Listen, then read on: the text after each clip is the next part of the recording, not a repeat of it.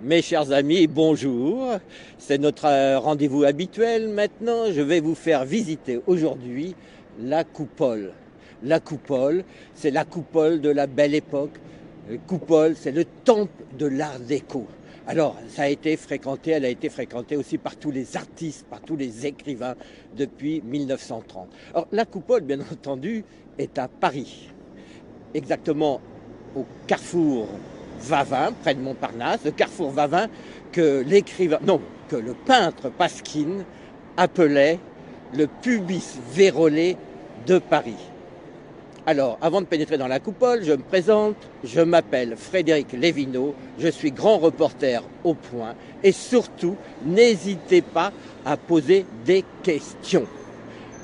Quelques petits éléments, nous avons au carrefour Vavin par ici, sur la droite, le Dôme, autre bistrot célèbre du quartier.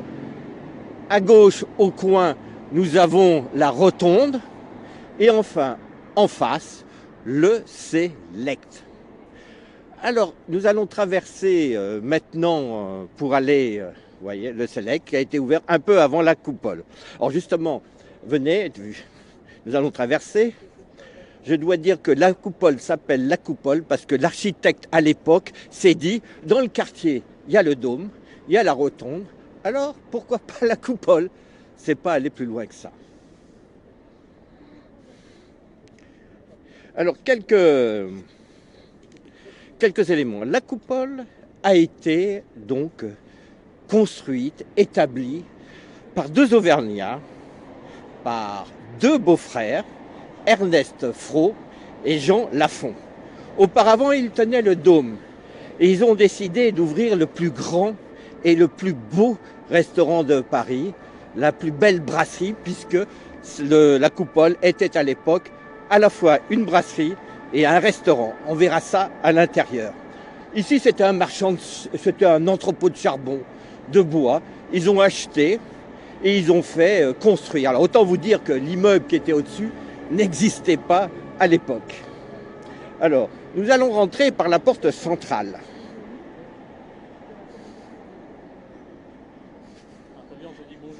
Ah, on me dit bonjour. Mais écoutez, bonjour. C'est la différence entre un dôme et une coupole. Écoutez, ça sera une petite question auquel je répondrai un peu plus tard. Aujourd'hui, on ne fait pas de géométrie. Alors, aujourd'hui, la porte est au milieu. Mais à l'époque, il y avait deux portes. Parce que la coupole était coupée en deux. De ce côté-là, c'était le restaurant, plus chic.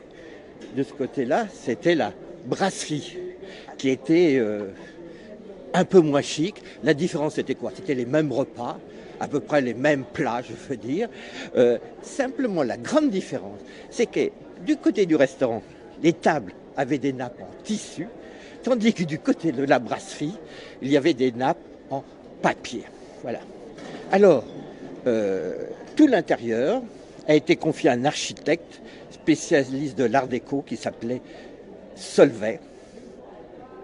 Vous pouvez admirer. Alors, est-ce que j'ai des questions pour l'instant?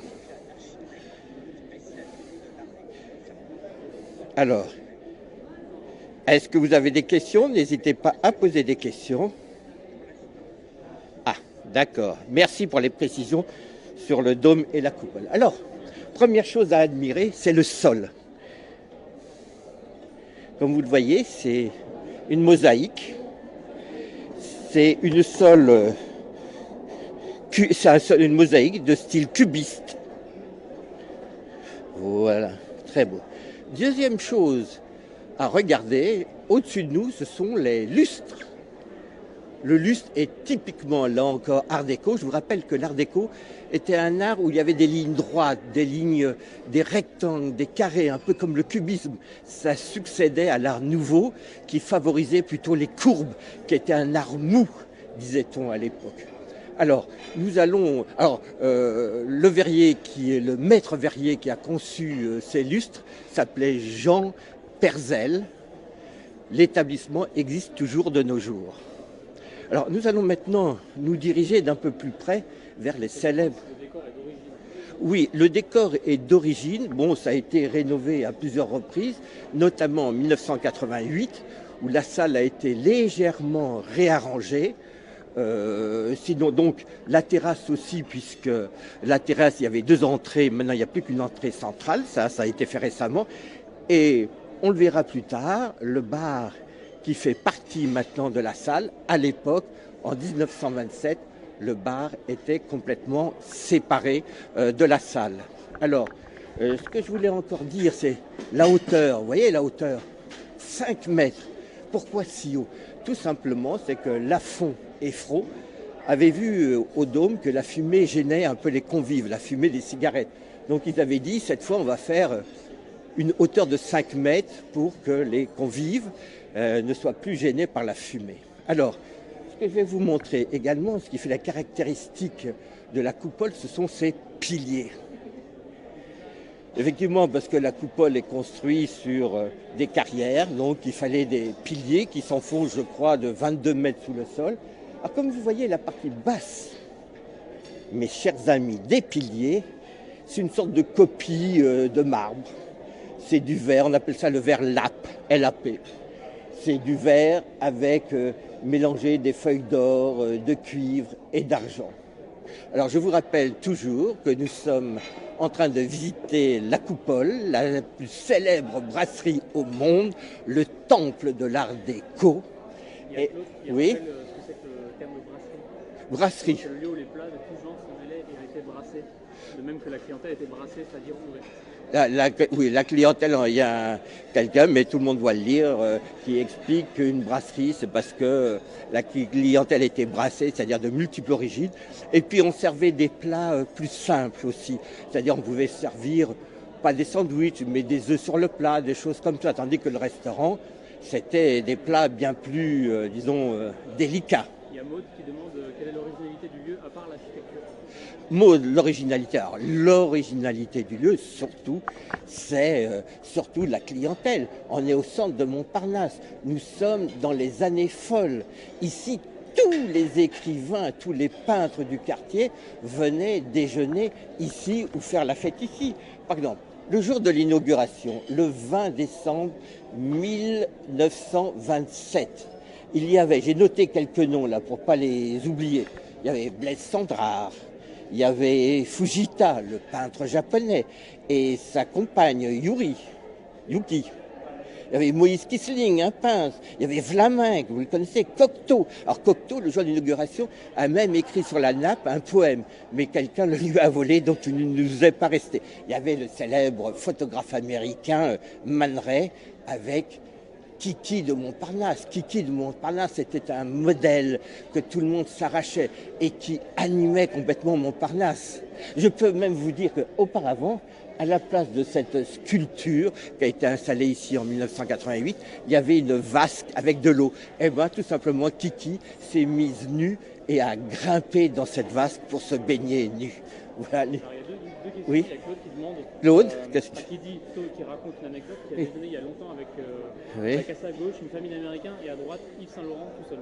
Ah, ben oui, donc il y a Yves Saint-Laurent tout seul. Ça rejoint la question de Maud derrière qui demande si d'autres artistes, écrivains et peintres de notre temps, ils visitent encore. Oui, ils viennent encore. De toute façon, tout à l'heure, nous allons faire une visite. Je vais vous montrer quelques tables où des gens célèbres se sont assis. Et récemment encore, je vais vous parler de Gainsbourg, de Renaud, de Mitterrand, d'Higelin. Mais ça sera pour un peu plus tard. Aragon aussi est venu le jour de l'inauguration. Et Aragon, il a fait tellement la fête que la police est venue pour l'embarquer. Voilà. Alors, il y a Cocteau, je l'ai dit, Man Ray, voilà. Alors, ce que je vais vous aussi vous montrer, donc, ces colonnes, je vous les ai montrées, le bas, c'est du faux marbre. Et au-dessus, comme vous le voyez, ce sont des peintures. Ce sont des peintures, c'est peint sur des toiles qui ont été accrochées. Donc, c'est à l'époque, en 1927, qu'à la suggestion d'un ami, Frot et Lafont, décident de demander à des peintres de Montparnasse d'orner la partie supérieure des colonnes et des chapiteaux. Les chapiteaux, ce sont les colonnes qui sont intégrées au mur. Alors, malheureusement, aucun peintre qui deviendra célèbre n'a peint ici les tableaux. Malheureusement, ils sont tombés à côté. Ils auraient pu demander à Picasso, encore qu'en 27, Picasso était déjà très connu. Mais on a dit que Léger aurait peint comme ça une colonne, mais en réalité, apparemment c'est faux, c'est plutôt un de ses élèves.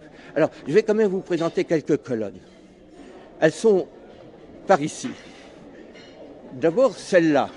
C'est peut-être le peintre le plus connu, encore que pas beaucoup de gens ne le connaissent.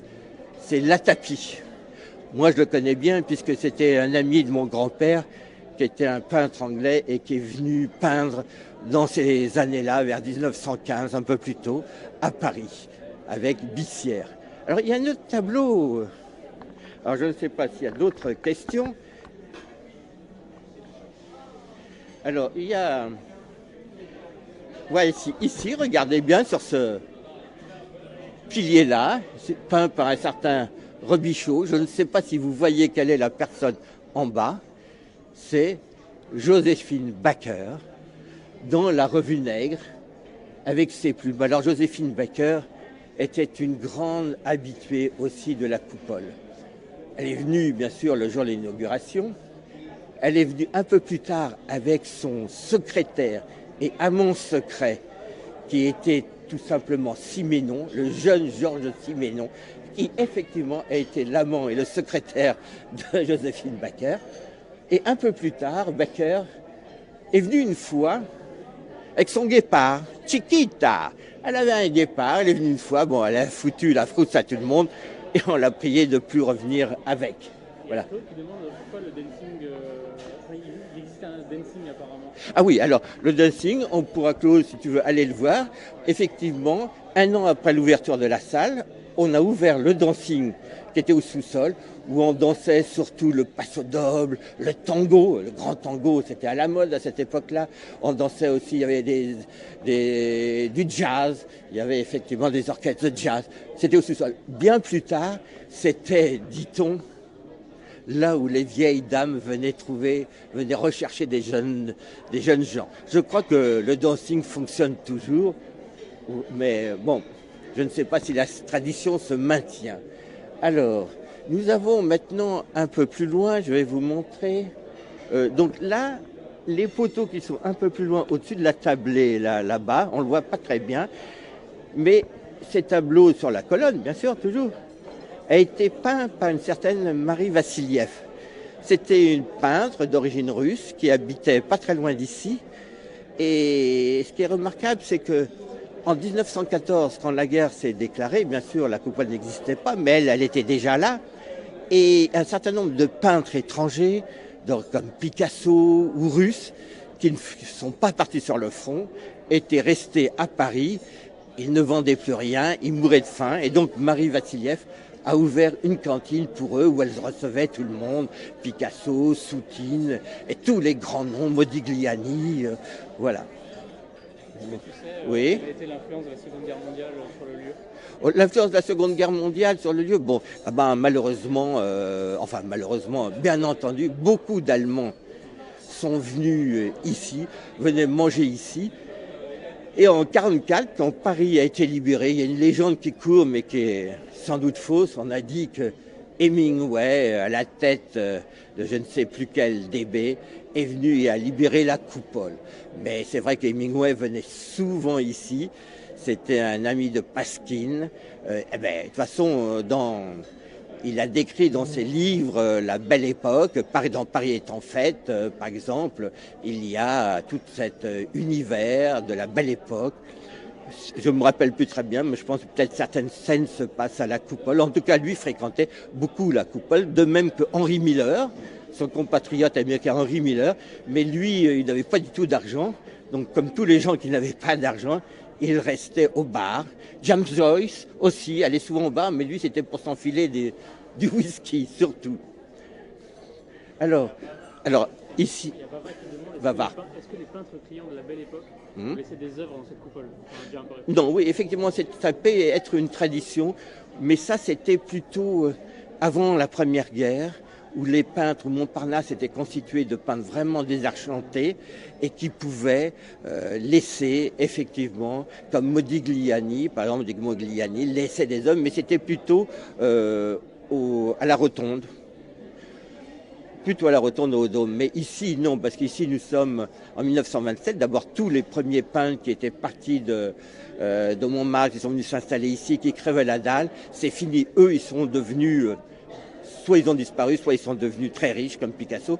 L'époque de la coupole, qui était l'après-guerre, en 1927, c'était plutôt l'école de Paris, les peintres de l'école de Paris, tous ceux que je vais citer, Pasquine ou un certain nombre que j'ai cités.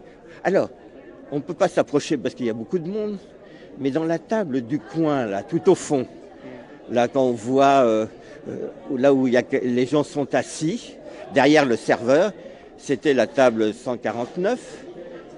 Camus est venu y fêter avec un ami son prix Nobel. Je crois que c'était en 1950. Attendez, il faut que je retrouve ça parce que je ne connais pas toutes les dates par cœur. Mais bon, je vous dirai ça tout à l'heure. En 1957, voilà. Honte à moi. C'était aussi la table de Sartre. Alors, ce qui est amusant ici, c'est que Sartre, qui était plutôt bourgeois, entre guillemets, il aimait bien le côté restaurant avec la nappe, tandis que Simone de Beauvoir préférait être avec les artistes plutôt du côté de la brasserie, des tables en papier. Alors, bien sûr, au bout d'un moment, ils se rejoignaient et souvent, ils s'engueulaient. Voilà. Alors, d'autres tables aussi assez célèbres par ici. Alors, nous allons aller ici, une table qui a disparu, malheureusement, mais je vous l'indique. Cette table se situait exactement ici, devant ce comptoir.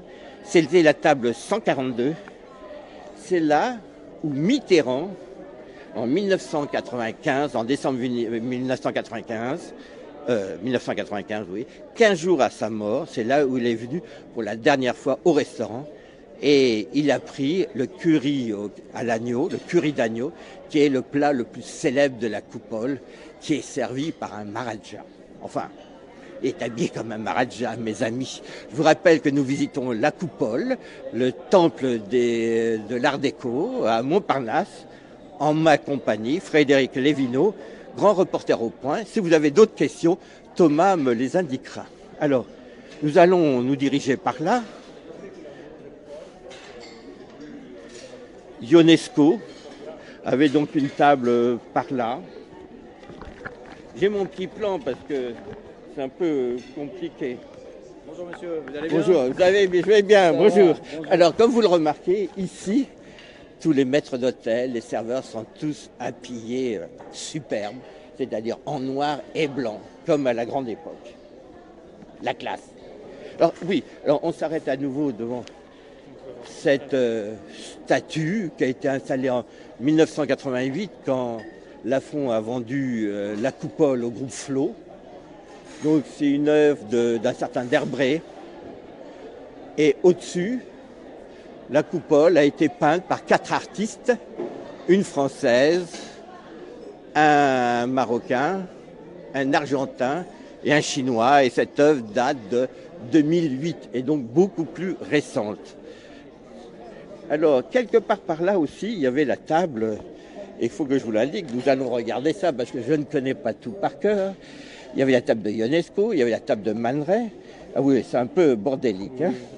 Alors là, il y avait la table de, normalement, ici, là-bas, on va y aller, la table de Renault, quand il venait ici, mais c'était pas maintenant, c'était dans les années 70. Bon, là, ça a légèrement changé. Donc, il venait à une table qui était là, et à côté, il y avait la table de Jeanne Birkin et de Gainsbourg.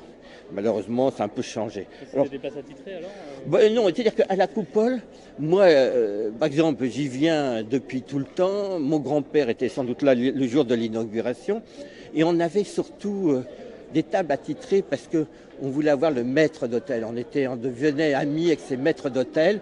Donc, on voulait toujours être servi par le même maître d'hôtel, par les mêmes serveurs. Donc, moi, j'en connais un qui est toujours là, qui s'appelle Liès. C'est du reste Liès qui a servi Mitterrand lors de son dernier repas. Peut-être si je le vois, je vous le montrerai. Donc, on avait nos habitudes, sauf quand la table était déjà prise, bien entendu. Alors, un peu plus loin, nous avons,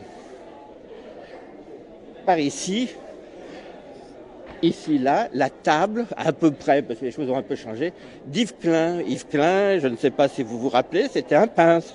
Et lui, il avait réussi un coup fumant, c'est de réussir à faire crier au génie. Pour lui, tout simplement, à une époque, il peignait des tableaux en bleu. Voilà, tout en bleu. Et donc, pour l'honorer, la Coupole a inventé un cocktail qui s'appelle le cocktail bleu. Voilà. Mais malheureusement, je me suis renseigné auprès du barman. Il n'est plus conçu. Alors, pour ceux qui voudraient le savoir, c'était du gin, c'était du bleu de méthylène et c'était... voilà, je voulais faire le malin et j'ai oublié la dernière partie, je vous le dirai tout à l'heure. Ah, c'est un secret peut-être de fabrication, oui. Alors, là, avant, nous allons maintenant bientôt terminer. Si je n'ai pas... Est-ce qu'il y a quelqu'un avec le son? Non, vous n'avez pas de problème? Sinon, si vous avez d'autres questions tant qu'on est à la Coupole, dites-le moi. Alors, qu'est-ce que je pourrais vous donner à l'époque comme grand client? Il y a Mistinguett. À chaque fois que Mistinguett venait avec ses boys, toute la salle se levait et applaudissait. Plus récemment, en 68, ce cher Cohn-Bendit aimait quand même bien manger. Il est venu ici avec un copain qui s'appelait Omar et il a réclamé à manger du homard. Et comme on ne le servait pas assez vite, Cohn-Bendit est monté sur une table pour gueuler du homard, pour Omar. Bon, voilà. Alors, nous allons peut-être... attendez, je vais voir, est-ce que j'ai d'autres histoires à vous raconter? Il y avait Ionesco, Giacometti, ah oui, Giacometti, il avait l'habitude de griffonner sur ses nappes en papier des dessins, des esquisses. Malheureusement, aux grandes dames des serveurs, il emportait toujours avec lui ses grébouillis. Bon, Chagall, on en a parlé, Berging, Renaud, Yves Klein, Coluche et Véronique, ah oui, Coluche et Véronique. Vous voyez, c'est dans le coin, dans la table qui est tout au fond, au coin là. C'est là où Coluche a déjeuné la première fois avec sa femme.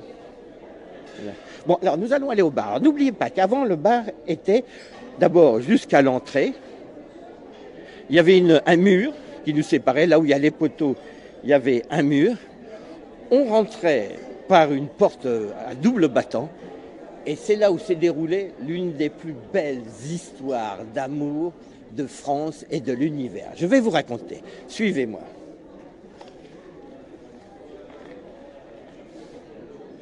Je m'installe donc au bar. Je vous rappelle que nous sommes à la Coupole, le temple de l'art déco. Je suis Frédéric Lévineau Dupoint et je vais vous raconter une belle histoire. Donc, le 6 novembre 1928, un homme jeune, 31 ans, attend au bar. Il a l'air désespéré. Il s'agit de Aragon. Ce jeune homme a failli se suicider quelques semaines auparavant parce qu'il était fou amoureux d'une milliardaire qui s'appelait Nancy Cunard. C'était la fille d'un magnat des paquebots. Et elle l'avait emmené dans un tour de l'Europe et à chaque escale, elle le faisait cocu. Donc il est revenu prêt à se suicider. Et il attend là au bar une jeune femme. Un de ses amis, peut-être André Tual, lui dit, voilà, il y a une jeune Russe qui, depuis plusieurs années, vous croise dans la rue. Elle aimerait vous connaître, elle aimerait avoir un rendez-vous avec vous. Et donc, il donne un rendez-vous au bar de la Coupole, où il allait très souvent avec ses amis surréalistes. Il était devenu communiste depuis 1 an ou 2, de reste. Et arrive dans un manteau de fourrure, qui ça? Elsa Triolet. Elsa Triolet, qui porte un nom français parce qu'elle avait été mariée à un Français. Et elle habitait depuis 3-4 ans à Paris, dans l'hôtel Istria, pas très loin d'ici, rue Campagne Première, je crois. Elle vivait de traduction, elle écrivait aussi un peu. Et depuis longtemps, elle voyait, elle croisait ce bel homme dans la rue. Et donc, elle arrive, elle s'installe, et c'est le coup de foudre immédiat. Depuis à peu près 5 heures, jusqu'à l'heure de fermeture du bar, ils n'arrêtent pas de causer ensemble. Il faut que Bob, qui est le premier barman célèbre de la Coupole, les mette dehors. Et là, tout naturellement, Elsa propose à Aragon de finir la nuit dans sa chambre à l'hôtel Istria. et passent la nuit ensemble. Mais oui, s'il y a quelques jeunes qui me regardent, à cette époque déjà, on couchait dès le premier soir. Voilà. Alors, après, l'histoire d'amour, après, a duré toujours, si on peut dire. Et après toutes ces histoires de la coupole, il y en aura encore 1000 autres. Nous allons maintenant nous éclipser. Si vous avez une dernière question. Il y a Farah qui demande. Farah. On peut lui montrer. Oui. Le 33e pilier, alors c'est compliqué. Le 33e pilier. Par Michel Bourbon, qui a été ajouté en 88 à la place de l'escalier qui menait à la pergola. Alors là, Ah, je sais pas si, oui. Oui, la pergola, l'escalier était dans le coin où nous étions auparavant.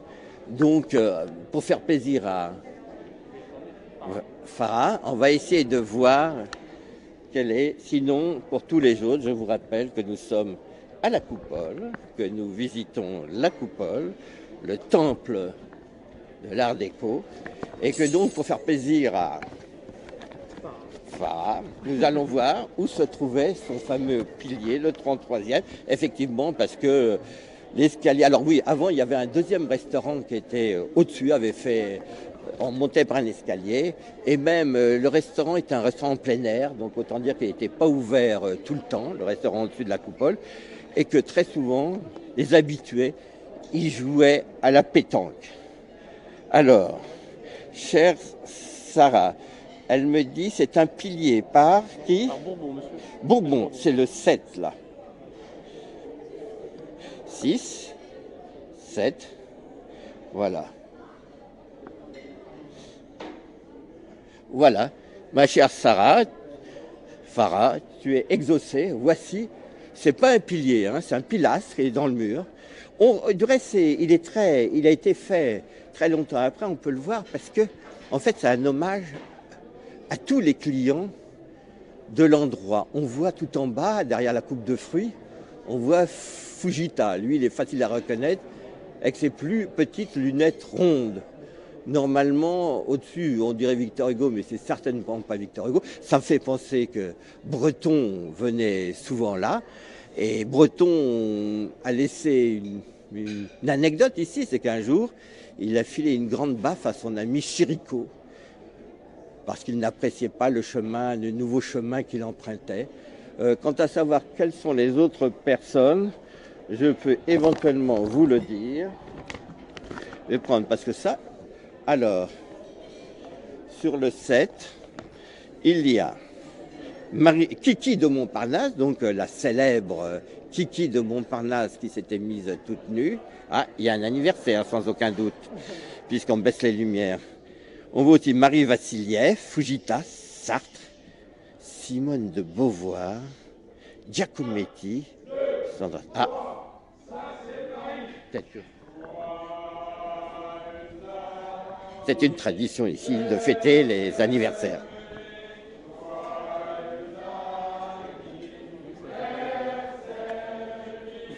Alors c'est pas celui de Chagall, hein, puisque c'était...